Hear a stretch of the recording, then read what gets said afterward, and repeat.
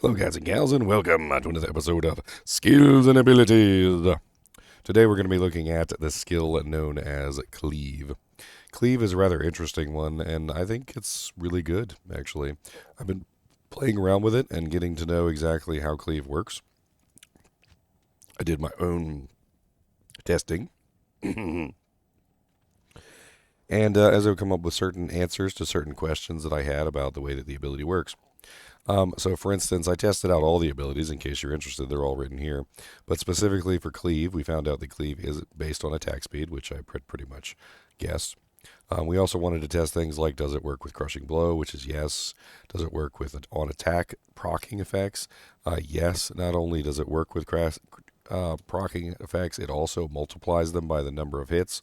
Does it work with striking effects? Yes. It also multiplies them by the number of hits. So basically, Cleave is actually a very excellent procker of effects. And I'm going to demonstrate that for you really quickly. Now, when you level up Cleave, you get radius. So when Cleave first starts out at level 1, it doesn't really have a very large radius, and it only cleaves basically in front of you, and that's about it. But as you level it up and you put more points into it, it starts to get a larger and larger radius until eventually, when it reaches the level of 20, soft points included. So, like as you can see, I'm currently at base point 13, but we still have the 360%. It starts to be a 360-degree cleave, which means it hits everything around you in a circle, which is actually really cool. So this ability is something that I wanted to test because I was curious. Well, like, what about Crushing Blow? What about procking effects? What about various things like that? Well, we decided to test that, and I wanted to show exactly how this functions. So I don't like you guys to just listen to me and be like, hey, Ginger said it's so it's so. I want to show you in ways that you can be like, he did this, and it's very obvious that this is the case. So when it comes to this ability, like for instance, some people are under the impression that it might be cast speed. So what I did is I grabbed a hero editor and I went and edited in two items. One is a cast speed item and one is a attack speed item. And so basically you can text and you can see, right? So I'll put the cast speed item first and we're going to take a look and see how fast it is. And then we're going to put the attack speed item on and we're going to see how fast it is. So you can clearly see that this is governed by attack speed, not cast speed, and that means that the base attack speed of the weapon is going to be based on that specific type. Now, there is an ability, Echoing Strike, which is based on cast speed. So when I did testing, I did find out that Echoing Strike specifically was based on cast speed. So when you use Echoing Strike, as an example, you can clearly see that attack speed is not changing the speed at all, but cast speed does. Right? So in this particular case, in Echoing Strike's case, it's cast speed, but in Cleave, it's attack speed. The next thing that I wanted to test is I wanted to see whether or not the proc chance, essentially, was based off of like a single hit or multiple hits, or whether it would work with on attack or whether it would work with on striking. There are certain items in the game that don't. So I went ahead and modified an item that has a 100% chance to cast Frozen Orb on attack, and another that has 100% chance to cast Tornado on striking. This gives us an idea of whether or not the two separate effects are actually functioning properly and how many times they're procking. So when it comes to Cleave, I can get myself surrounded by a pack of monsters real quick. Of course, we need some hit points if we're going to do that. And I'm going to show you how Cleave functions with procking effects.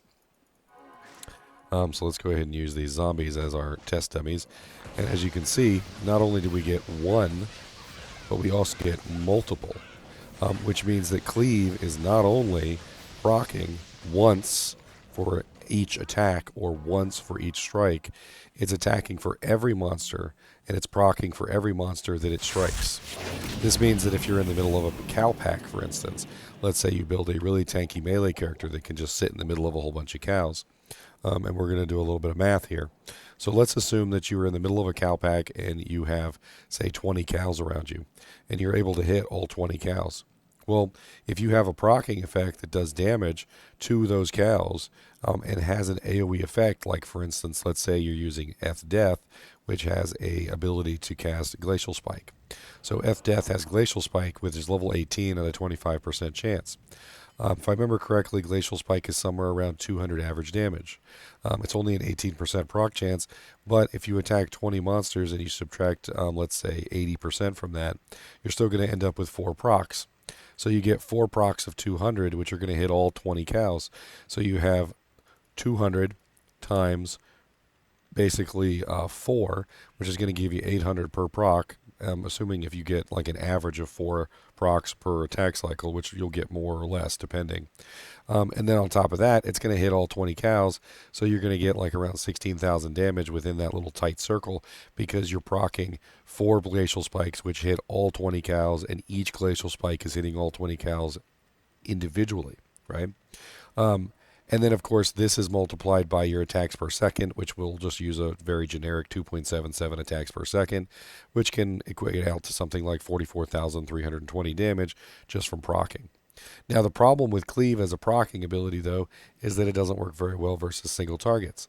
So if you're trying to do procking effects with Cleave, which it works very well for in big groups, it's not going to be as useful in a single target scenario because you're only going to get 1 proc per monster.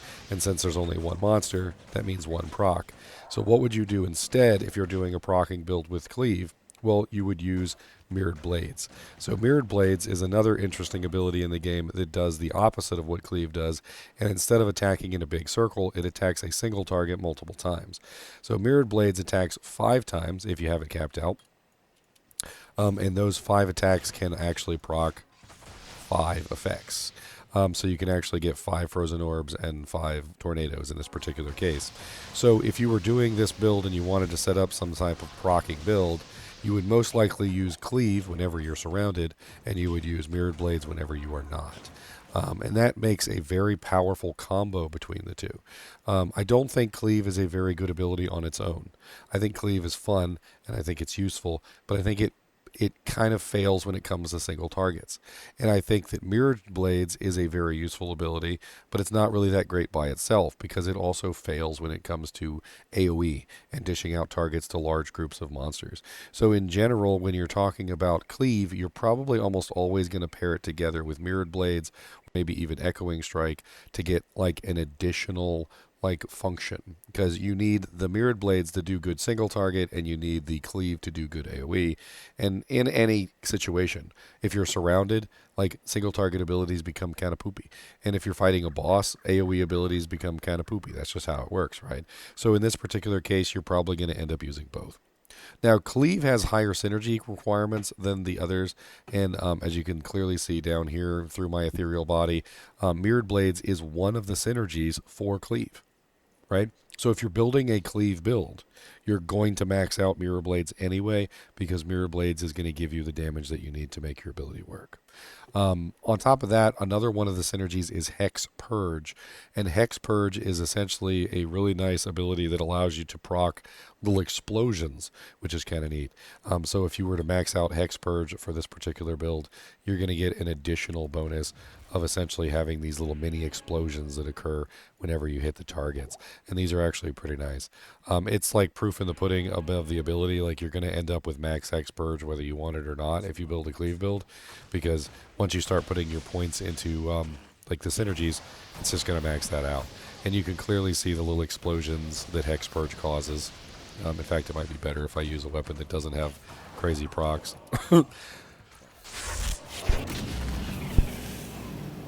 And of course, it works very well with Cleave. Now, the thing about Hex Purge is that it causes an explosion on basically every target that it hits. Well, if you are in the pack of a large group of monsters, Cleave is actually an excellent ability to apply this Hex Purge to the targets, because it hits so many targets at one time.